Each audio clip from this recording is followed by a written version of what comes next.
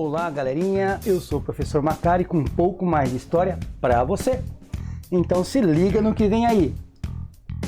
Brasil Império Segundo Reinado, 1840 a 1889. Bom, vamos entender primeiro essa divisão de períodos que é feito ali no Brasil Imperial, entre 1822, independência do Brasil, até 1889, a proclamação da República do Brasil. Então, nós temos o primeiro reinado ali com Dom Pedro I, que após a independência assume o poder no Brasil como imperador do Brasil, mas ele fica no seu governo até 1831. Ele tem problemas na política interna e na política externa e tem que voltar para Portugal para resolver algumas questões lá e acaba morrendo lá e não volta mais para o Brasil. Mas antes de ir, ele deixou aqui o seu filho, Pedro de Alcântara. O Pedro de Alcântara, o famoso Pedrinho, né? Ele tinha apenas 5 anos de idade, nem isso ainda.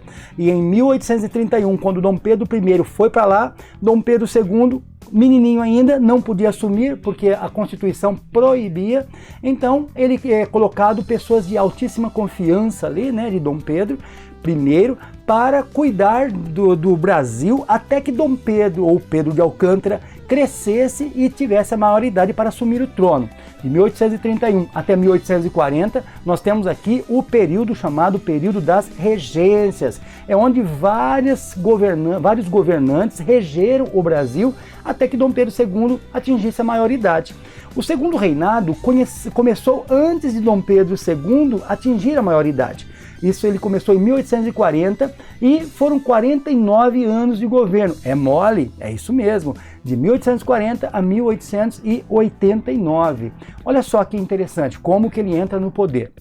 O famoso golpe da maioridade, já no segundo reinado, ele teve início em 1840 e foi governado por Dom Pedro II, que era filho de Dom Pedro I, mas foi após um golpe, a chamada ou chamado golpe da maioridade. Por quê? Pelo fato de ter sido nomeado imperador do Brasil apenas com 14 anos de idade. Isso mesmo, 14 anos de idade. A lei dizia que somente após os 18.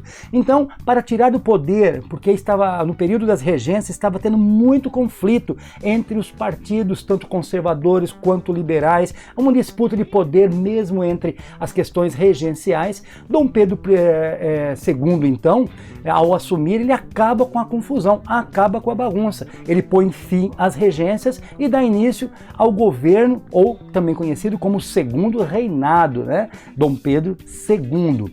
Vamos lá.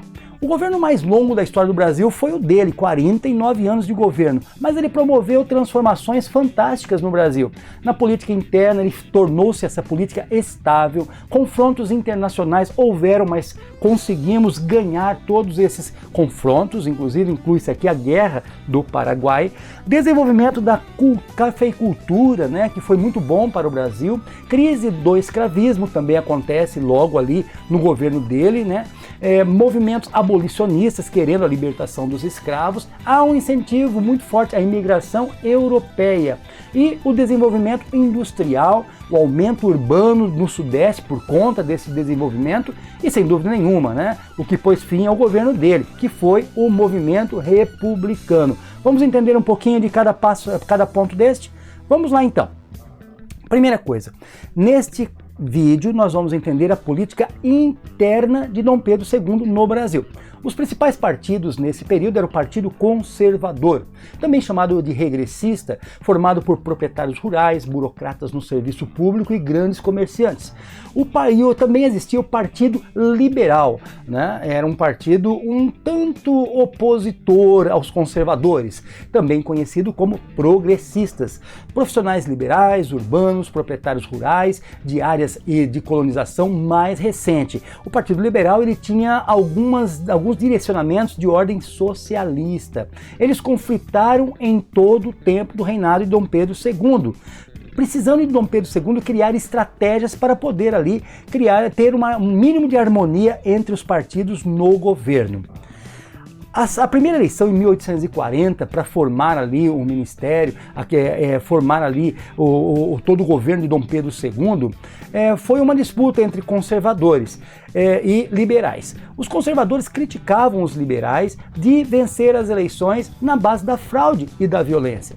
Dom Pedro II, então, o que ele faz? Ele dissolve o parlamento que era formado por liberais e convoca novas eleições.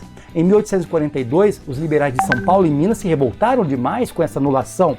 O Duque de Caxias, então, o general, vamos dizer assim, ou o marechal, que ele vai conter essas revoltas dos liberais contra os conservadores. Foram presos alguns liberais e só voltaram, na verdade, só voltaram a ter liberdade a partir de 1844, quando o Brasil estava já um pouco mais estável nessa circunstância. Dom Pedro II, então, em 1847, ele estabelece o parlamento famoso, conhecido como parlamento às avessas, ao contrário do que deveria ser um parlamento normal. É isso mesmo. Por quê? No parlamento normal, o parlamentarismo pressupõe o quê? A divisão de poder na governança do país entre o poder legislativo, deputados, o Congresso, ou o parlamento, com o poder executivo, no caso aqui, o imperador. Mas em 1847 foi introduzido no Brasil um sistema parlamentarismo de governo um pouco diferente, criado para diminuir o atrito entre as facções da elite, permitia o rodízio entre liberais e conservadores. Em outras palavras, ora nós tínhamos, fazendo maioria ali no parlamento, liberais com ideias mais socialistas, ora se tinha conservadores com ideias menos voltadas para as ideias socialistas, contrárias aos liberais. No Brasil, o imperador continuou a ter mais poder no executivo. Ele nomeava o presidente, o primeiro-ministro, e depois eram convocadas eleições parlamentares e tinha basicamente o parlamento nas mãos. Por quê? Porque ele volta a utilizar o poder moderador. Em outras palavras, a palavra do imperador ainda estava valendo mais nas mesmas condições de Dom Pedro I, que colocou na Constituição brasileira este quarto poder, o moderador. Então não existia somente o poder legislativo, judiciário e executivo. Também tinha o moderador que fortalecia o poder executivo. Revolta Praieira, 1848-1850. Aonde? Pernambuco. Quais foram as causas? Os liberais, contrários ao monopólio de portugueses lá no comércio local e de poucas famílias, inclusive, nas atividades açucareiras. Isto aí acabou sendo a mola propulsora para acontecer esta revolta. Organizaram então um novo partido, o famoso Partido da Praia, em 1842, porque ele foi fundado ali no litoral, óbvio, Divulgavam ideias revolucionárias influenciadas pelo quê? Pelo socialismo utópico. Lembre-se que nesse período aqui as ideias marxistas de Karl Marx e Friedrich Engels já estavam correndo solta. Em 1848 foi o estopim da revolta. O imperador substituiu o governador de Pernambuco, liberal, e da província de Pernambuco, e colocou o quê? Um conservador. Os liberais, é claro, não gostaram nem um pouco e acabaram se revoltando mais ainda contra o imperador. Bom, vale muito a pena entender aqui que naquele momento era chamado de província, até por conta que o próprio imperador é quem escolhia o governador da província, não era o estado de Pernambuco. Para ser estado, o governador teria que ser eleito pelas pessoas daquela região. Mas não, ali ainda era o governador que colocava, na verdade, nem era governador, era chamado interventores, Quando isso acaba lá na República, lá na frente, depois de 1889, a todos aqueles lugares que eram província, por exemplo, o próprio Pernambuco deixa de ser província de Pernambuco para ser estado de Pernambuco, porque os pernambucanos poderiam escolher o seu governador. O que essa Revolução Praieira, então, de uma forma resumida, envolveu? Primeira coisa, conservadores no poder lá em Pernambuco. Partido da Praia, então, com liberais e latifundiários, não gosta da ideia. Os motivos eram o quê? Situação política, situação econômica muito ruim. estavam passando por uma crise do açúcar, o incentivo fiscal ao café era muito grande, há uma concentração de terras e a família Cavalcante de elites ali é que dominava praticamente a região. Há lutas armadas, senhores de engenhos envolvidos, liberais, todos contra quem? Contra o governo. Por quê? Porque o monopólio estava na mão dos portugueses. Isso não podia mais continuar. Os brasileiros queriam que estivesse nas mãos dos brasileiros. Em 1849, elas lançaram o Manifesto ao Mundo, que defendia o quê? O voto livre, universal, liberdade de imprensa, extinção do poder moderador que fortalecia o executivo, o imperador, fim do monopólio português sobre o comércio e maior autonomia para as províncias. Tomaram então Olinda, atacaram Recife, mas em 1849 foram, enfim, derrotados. Adivinha por quem? Sim, Duque de Caxias. Botou fim ali no que estava acontecendo em 1850. Só que esta revolta acaba tendo frutos lá na frente, que isso é uma outra história. Vamos falar um pouquinho ainda da economia interna sobre o café. O ciclo do café no Brasil foi produzido inicialmente lá no Vale do Paraíba, na segunda metade do século XIX, e acaba expandindo-se para o oeste paulista. Inicialmente produzido em um sistema de plantation, lembra do plantation? Né? Latifúndio, grandes terras, né? Monocultura, para exportação, e a mão de obra tinha que ser o quê? Escrava, porque em todo o período de Dom Pedro II a escravidão perdurou, tendo fim só no final do seu governo praticamente. Em 1850, com a proibição do tráfico negreiro africano pela lei Eusébio de Queiroz, então, ele proibiu, né, que fosse trazido escravos da África para cá. Não podia mais, até por conta da Inglaterra fazer pressão para acabar com a escravidão.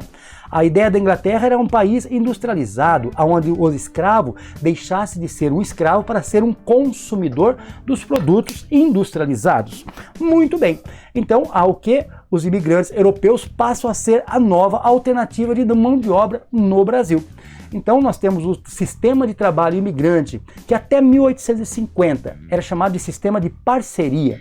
Os imigrantes faziam uma parceria com os fazendeiros financiavam a sua vinda, a instalação desses estrangeiros aqui no Brasil, e em troca disso eles trabalhariam e fariam parceria com a produção com os donos da terra. Acontece que quando eles chegavam a trabalhar, vinham para cá, parecia que aqui manava leite e mel. Chegava aqui e não tinha trabalho. Eles ficaram, inclusive, com as piores terras e demorava para começar a produzir. Até isso, eles tinham que ser sustentados, eram famílias inteiras, com muitos filhos, né? Eles iam para trabalhar aqui na terra.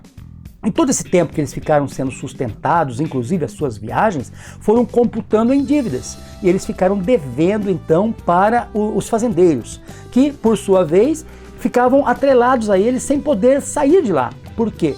Como eles iam sair se estava devendo para o fazendeiro? Eles trabalhavam, produziam e pagavam dívidas e não sobrava para eles prosperarem. Mas em 1850 há um novo sistema entrando no ar. O governo pagava agora a viagem, não era mais o fazendeiro. O fazendeiro, no primeiro ano da estada no Brasil, o imigrante ia receber anualmente o salário fixo, certo? Não ia depender apenas agora de ficar ali da produção. Se houvesse um rendimento da produção, mesmo que fosse variável conforme a colheita, mas independente disso, ele teria um salário fixo que obrigatoriamente todos os fazendeiros teriam que pagar para esses trabalhadores. Esse sistema de colonato, então, acabou fazendo com que muitos desses imigrantes conseguissem ganhar dinheiro e comprar terras para trabalhar para si mesmos. O clima no Brasil, terra roxa, principalmente ali no oeste paulista, muito favorável ao plantio do café. Proprietários paulistas mais inseridos na dinâmica econômica do capitalismo eram proprietários rurais que voltavam-se também para a vida urbana, tornando-se o quê? Os poderosos barões do café lá no campo. Mas adivinham o que eles vão se tornar aqui na cidade? Industriais. O declínio da mineração e o cultivo da cana-de-açúcar, que estava em baixa lá em Minas Gerais e também no Nordeste, acabou despertando o quê? A possibilidade de ganhar dinheiro com o cultivo do café. Muito apreciado, inclusive, né, em todos os lugares do mundo, principalmente na indústria. Lembre-se, o cafezinho lá na indústria faz com que o trabalhador fique mais acordadinho aí para trabalhar. Bom, acontece aqui um surto industrial. Quem está fazendo com que as indústrias comecem a pipocar em todos os lugares do Brasil, principalmente no Sudeste? Sim, ele mesmo, o próprio cafeicultor. Na segunda metade do século XIX, a indústria também passa a se desenvolver. E um dos fatores foi o quê? O desenvolvimento da produção de café. Os cafeicultores estavam ganhando muito dinheiro, eles precisavam diversificar os negócios e começaram a fazer o quê? Indústrias, porque não ficavam dependendo apenas do clima. Se der uma geada, o café que estivesse embaixo, não tem problema. Eles tinham as indústrias ali para compensar prejuízos possíveis que poderia acontecer com o plantio de café. Os motivos principais para eles trabalharem na indústria é simples. Em 1844, a tarifa Aldo Branco põe fim do acordo de tarifas reduzidas. Lembre-se que o Brasil tinha que cobrar poucos impostos, né, dos ingleses, mas é aí que vai acontecer? De 30% ele passa a cobrar 60% de imposto dos ingleses. Os produtos ingleses simplesmente, né, que eram importados, eles acabam sendo menos atrativos. E os produtos brasileiros começam a ser muito mais consumidos dentro do Brasil, fortalecendo a indústria brasileira. Em 1850 também já falamos, a Lei Eusébio de Queiroz decreta o fim do tráfico negreiro e direcionando o quê? Os capitais que antes eram empregados na compra de escravos, agora eles vão investir no quê? Na indústria e no salário, no trabalho assalariado. Destaca-se aqui o famoso Visconde de Mauá, Irineu Evangelista de Souza. Foi um grande empresário deste período. Ele investiu em companhias de bonde, navegação, iluminação urbana, fundição de estradas de ferro e na instalação de um telégrafo submarino entre o Brasil e a Europa. É mole? E quer mais? Ele foi o que trouxe muitas tecnologias da Inglaterra. Ele trabalhou para inglês, aprendeu a falar inglês, estudou o liberalismo econômico e viajou para a Inglaterra e trouxe muitas ideias para o Brasil. O Brasil vai ter iluminação pública, olha só, quem trouxe? Barão de Mauá.